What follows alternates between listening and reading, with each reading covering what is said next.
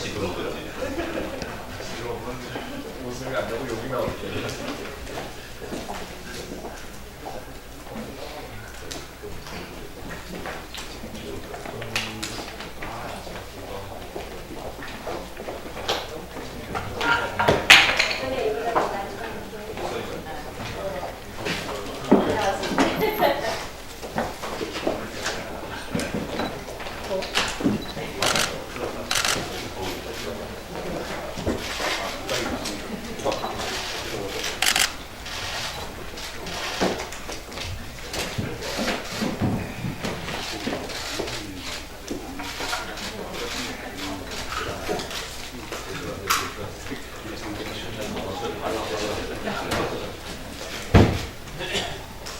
예, 지금부터 제22차 최고위원회를 시작하겠습니다. 손학규 대표님께서 개의선언을 해주시겠습니다.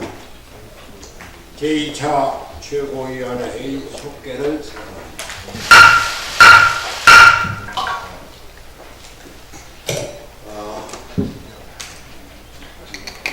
국정감사가 12일째를 맞이하고 있습니다.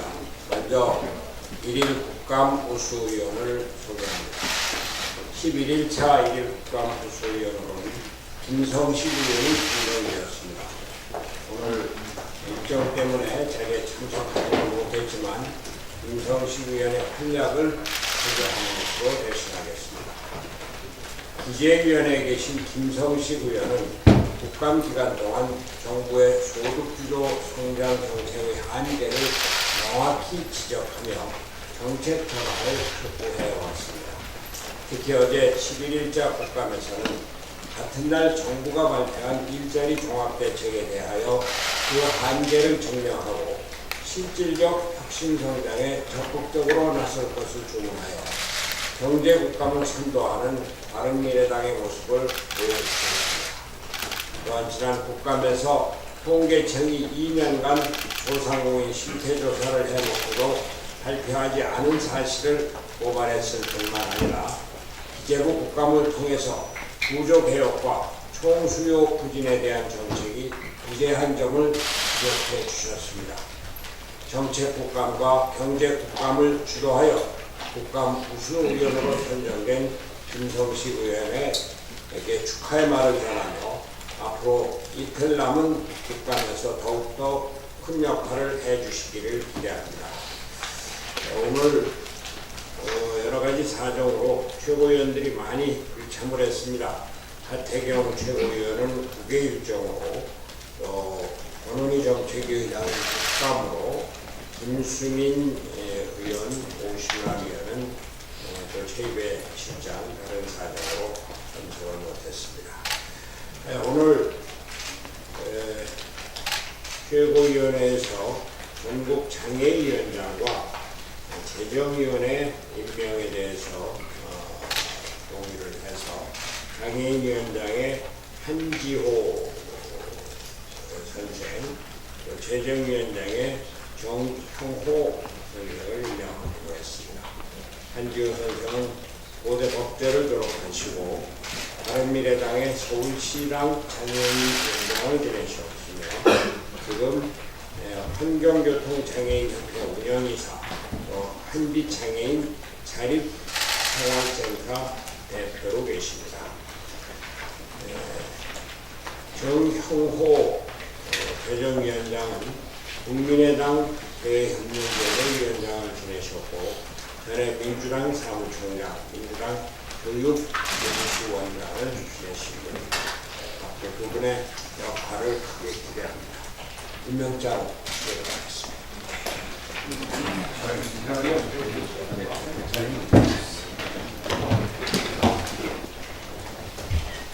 임명장 한지호, 이 사람을 바른미래당 전국장애인위원회 위원장으로 임명함. 2018년 10월 26일 바른미래당 대표 손학규.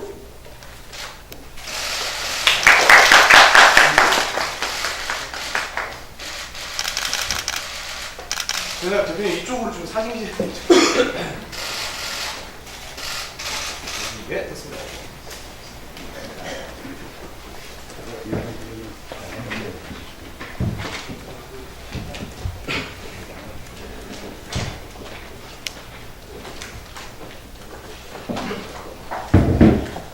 임명장 정형호 이 사람을 바른미래당 재정위원회 위원장으로 임명함. 2018년 10월 26일 바른미래당 대표 선학규.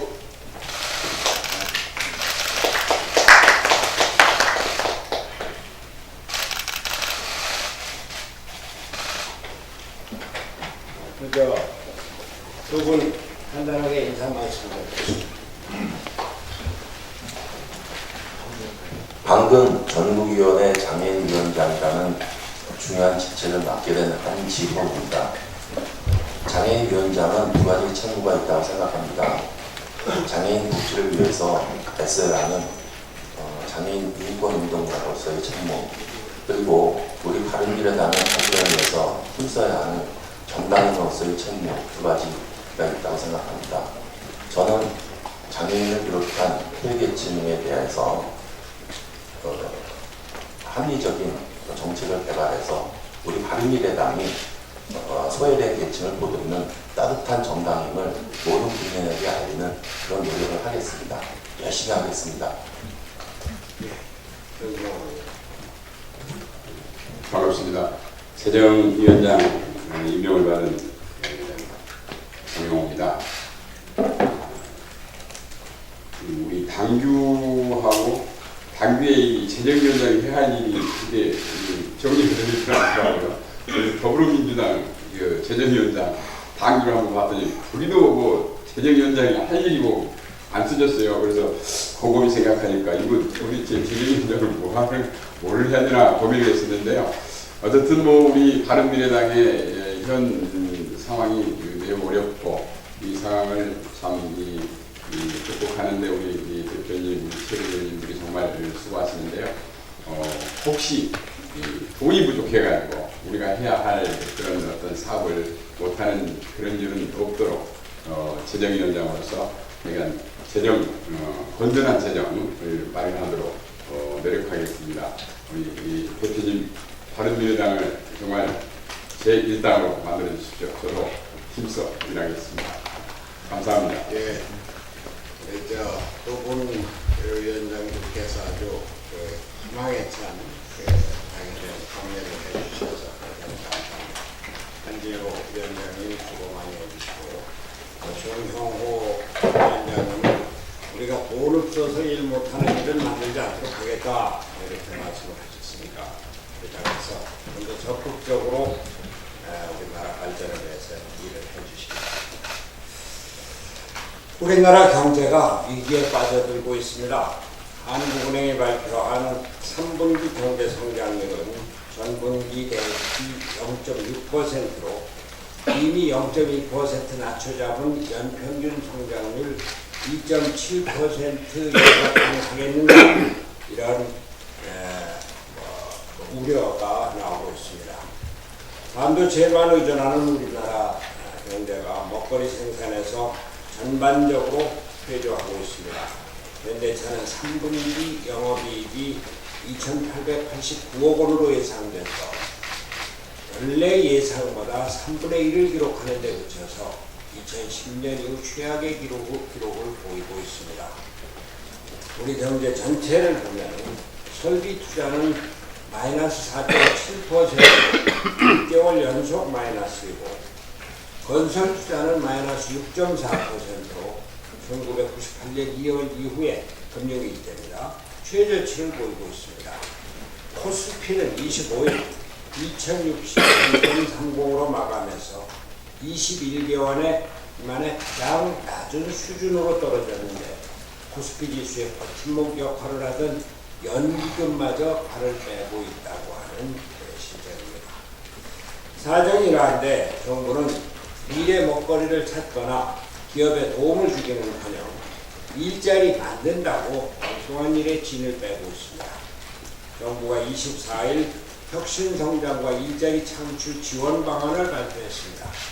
경제 활력 저하와 고용 부진 흐름이 단기간 내 개선되기 어려울 전망이라며 선제적 대응을 추진하겠다는 내용이 골자입니다. 핵심은 공공부문 인턴을 비롯해서 소위 맞춤형 일자리 5만 9천 명을 연내 공급하겠다는 것입니다. 아시다시피 통계청의 월별 고용 동향에 의하면 7월에 5,000명, 8월에 3,000명, 9월에 45,000명밖에 취업자 수가 늘지 않았습니다. 통상 10월에서 내년 2월이 취업 비수기임을 감안할 때 현재 상태라면 마이너스 취업자 수를 막기 위해 정부가 이러한 대책을 급조해 내놓은 것으로 보입니다. 문제는 일자리 성격입니다. 기묘한 공공수요 충족이라든지 대국민 서비스 제고라는 그럴듯한 제목을 달았지만 제품 안전 라돈 측정 서비스나 전통시장 화재 감시와 같은 내용이 과연 기묘한 공공수요인지 모르겠습니다. 체험형 인턴이나 행정업무 지원과 같은 단기 알바형 일자리를 만들어내면서 기묘한 공공수요 운운하는 것은 눈 가리고 아웅하는 일자리 정책에 지나지 않습니다. 대국민 서비스 제고 일자리라는 것도 마찬가지입니다. 행정 DB 구축, 소상공인 제로페이 홍보 등 공공근로형 일자리이기 때문입니다. 이러한 일자리는 정부가 주장하고 있는 양질의 일자리와는 완전히 거리가 멉니다. 정부는 결국 일자리 통계 분식이나 일자리 통계 조작에 불과한 일자리 정책을 하루빨리 걷어치워야 합니다. 다시 한번 말합니다. 일자리위원회를 폐지하고 일자리 수석을 자리부터 없애십시오. 소득주도 성장정책을 폐기하여 기업에게 활력을 불어넣어 주십시오. 최저임금 인상을 동결하거나 실행 시기를 연기해서 소상공인, 자영업자, 중소기업에 기업을 영위할 용기를 불러넣어 주십시오. 대통령의 철학부터 바뀌어야 합니다. 일자리는 예산으로 만드는 것이 아니고 시장에서 기업이 만드는 것임을 실천으로 보여주십시오. 경제가 이렇게 어려운데 청와대는 남북 정상선언의 국회 비준 동의 문제를 갖고 법리 논쟁을 일으켜서 국론 분열을 야기하고 있습니다. 길게 말씀드리지 않겠습니다. 문재인 대통령은 우리 바른미래당이 이 문제는 대통령이 비준할 문제이며 판문점 선언의 국회 비준 동의 요구를 철회할 것을 요구한 것, 그 뜻을 정확히 이해하시고 이를 시행해 주시기 바랍니다. 네, 원내대표입니다. 조명래 환경부 장관 후보자에 대한 국회 인사청문회가 끝났습니다. 조 후보자는 인사청문회를 통해서 불법 증여, 가운계약서, 위장전입, 정치적 중립 훼손, 거짓 증언 등이 드러났습니다. 국무위원으로서 도덕성, 청렴성, 균형적 사고 등 모든 면에서 부적절하다는 사실이 확인됐습니다. 조 후보자의 해명은 더욱 가관이었습니다. 2살짜리 손자가 보유한 2,200만 원의 예금이 조 후보자가 준 차비를 모은 것이라고 했는데 그 누가 납득하겠습니까? 청와대의 인사 및 검증 시스템도 지적하지 않을 수가 없습니다. 조 후보자는 문재인 정부의 공직자 인사배제의 7대 원칙에 분명히 어긋나는 인사입니다. 청와대의 인사 및 검증 시스템은 이번뿐만이 아니라 번번이 인사 원칙 기준에 어긋나는 인사를 내놓고 있습니다. 과연 인사 추천과 검증이라는 시스템이 존재하고 있는지 궁금합니다. 문재인 대통령은 조 후보자의 인사 지명을 철회해야 합니다. 조 후보자도 더 이상 이 정부에 부담이 되지 않도록 스스로 사퇴하는 것이 도리입니다. 낙하산 인사 적폐가 공공기관 채용 비리의 적폐를 낳는다는 점에 대해서 지적하고자 합니다. 어제 바른미래당은 문재인 정부의 공공기관 낙하산 인사에 대해서 집중적으로 지적했습니다. 낙하산 인사는 과거 이명박 정부 당시는 일명 고소형 인사, 또 박근혜 정부에서는 정피아 인사로 불리면서 문제가 된 바 있습니다. 문재인 정부의 캠코더 인사도 이해 못지 않습니다. 박근혜 정부 2년 동안 이루어진 낙하산 인사 규모보다 문재인 정부의 1년 4개월 동안에 이루어진 낙하산 인사가 훨씬 많습니다. 낙하산 인사의 문제는 그것에서만 끝나지 않습니다. 낙하산 인사의 적폐가 최근 크게 문제가 된 공공기관 내 고용세습 및 채용 비리를 유발하는 것이나 다름없습니다. 위에가 낙하산 인사이다 보니 아래는 온정주의, 연고주의 인사가 팔을 치는 것입니다. 낙하산 인사부터가 적폐인데 해당 조직에서 벌어지는 채용 비리 적폐를 제대로 지적해낼 것이라고 생각하는 사람은 많지 않을 것입니다. 문재인 정부와 여당인 더불어민주당은 문재인 정부 취임 후 줄곧 적폐청산을 주장해 왔습니다. 그러면서 낙하산 인사 적폐는 스스로 만들어내고 있습니다.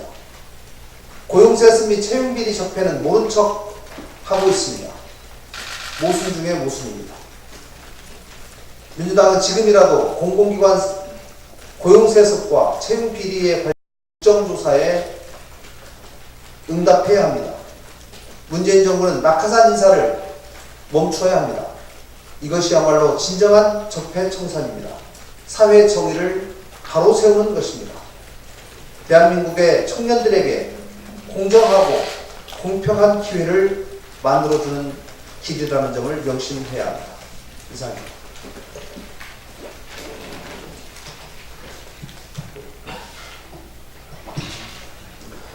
네, 요즘 안 그래도 주식시장이 폭락하면서 피해를 보는 청년 투자자들이 많은데 올 초 암호화폐로 투자로 많은 손실을 본 청년들 입장에서는 쌍둥이 타격입니다. 그런데 요즘 문재인 정부의 무관심 속에 청년들을 빈털터리 만드는 또 하나의 쓰나미가 몰려오고 있습니다.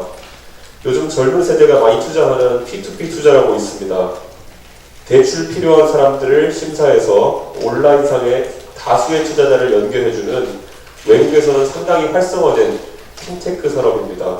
해외에서는 그런데 소액 개인 신용대출에 대한 투자를 모금하는 것이 일반적인데 우리나라에서는 변질되어서 P2P 투자가 부동산 투자와 연계되어 아주 위험한 상품들이 많이 유통되고 있습니다.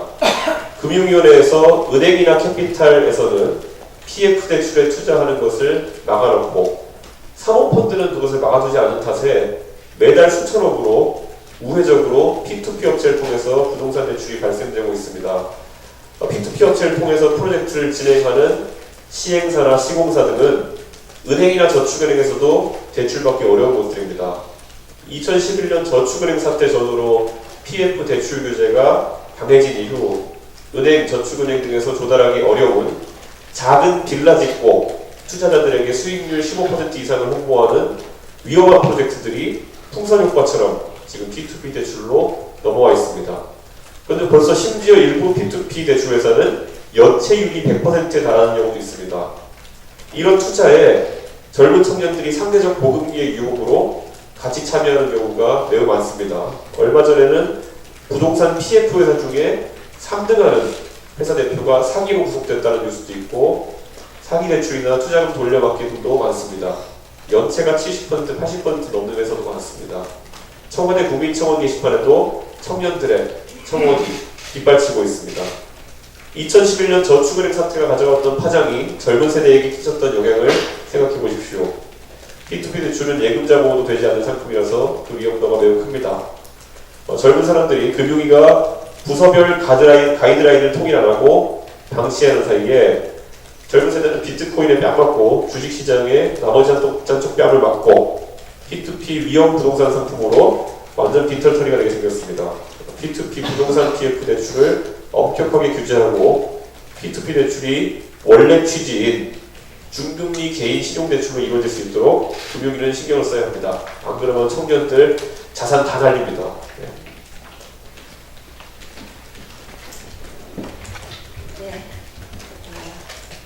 정말 답답합니다. 어제 김동연 부총리의 할 만큼 했다면서 더 이상 어찌하오리까 하는 표정을 보고 안쓰러운 마음까지 생깁니다. 지금 나온 일자리 대책도 경론을 거쳐서 나온 결론이고 이것이 우리의 현실이고 실력이라고 했습니다. 비정규직 없애겠다고 영역회사 직원까지 정규직화시키라고 난리를 쳤는데 또다시 비정규직 5만 9천 개 만든다니 참 기가 찬 노릇입니다. 전통시장 청소, 나돈 측정하는 것이 대통령이 말하는 고용의 질이 개선되는 겁니까? 그런 일자리입니까? 최저임금 인상이나 근로시간 단축 등이 지금의 원인이 된 것은 이미 전 국민이 다 알고 있습니다. 그것에는 손을 못 대니까 양으로 선고하는 단기 일자리를 만들어 고용 통계나 마사지 하겠다는 그런 의도로밖에 볼 수가 없습니다. 정부가 꺼내기 어려운 말, 우리 바른미래당이 이미 꺼냈습니다. 내년 최저임금 인상 동결하시기 바랍니다. 그리고 대통령께서 작년과 달라진 게 뭐가 있냐고 질책을 하신다고 합니다. 이런 사람이 하는 겁니다. 만약에 능력은 있으나 게으른 사람이라면 이런 질책을 하면 효과가 있습니다. 하지만 원래 능력의 한계가 그것이라면 매일 질책을 해도 아무 소용이 없습니다. 실력이 안 되는 사람은 교체가 답입니다. 코드 인사라는 것만 제외하면 인재는 우리나라에 널려 있습니다. 사람을 바꾸시기 바랍니다. 그리고 또 한 가지요. 저는 청와대에 묻고 싶습니다. 북한은 국가입니까? 국가가 아닙니까? 국가가 아니면 대한민국의 일부입니까? 아니면 무엇입니까? 우리 국민은 지금 너무나 헷갈리고 혼동스럽습니다. 대한민국에서 북한이란 어떤 존재인지 정부는 명확하게 국민에게 설명을 좀 해주십시오. 감사합니다.